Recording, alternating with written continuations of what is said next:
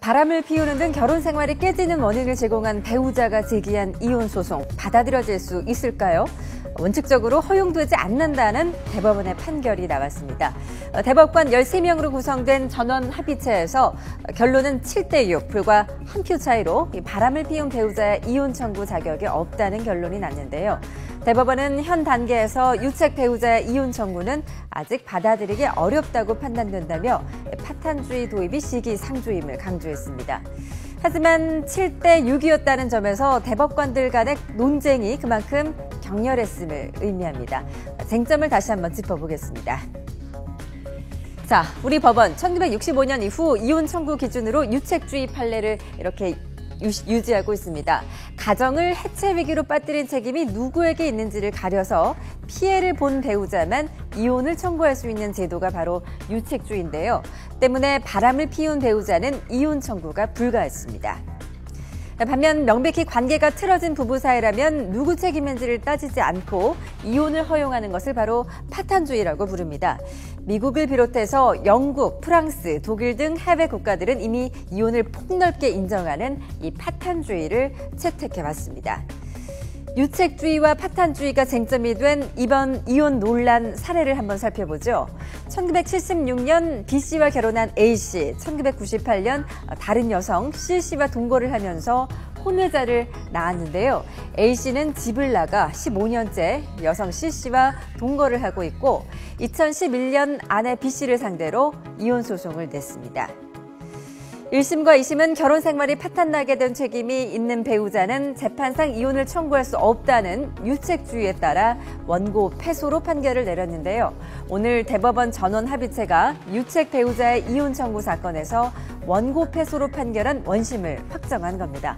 대법원이 원심을 확정한 가장 큰 이유는 약자에 대한 입법적 보호 장치가 부족하다는 점 때문인데요. 간통죄까지 폐지된 상황에서 아무런 대책 없이 유책 배우자의 이혼 청구를 허용하는 파탄주의를 도입할 수는 없다는 점이 이혼 유책주의 유지 기조의 주된 이유가 됐습니다. 또 섣불리 파탄주의로 전환을 하면 전통적으로 약자였던 여성이 보호를 받지 못하게 될 위험이 크다는 판단도 작용을 했다는 분석입니다. 대체로 유책주의를 주장하는 쪽은 이 유책주의를 하면은 경제적으로나 사회적으로 약한 쪽이 보호에 가정이라는 보호막에 밖으로 굴러 떨어진다. 그래 이 사람을 국가가 보호하지는 못하지만 그래도 어떤 경제적으로나 여러 가지 여유가 있는 쪽이 이 약한 쪽을 보호해야 한다.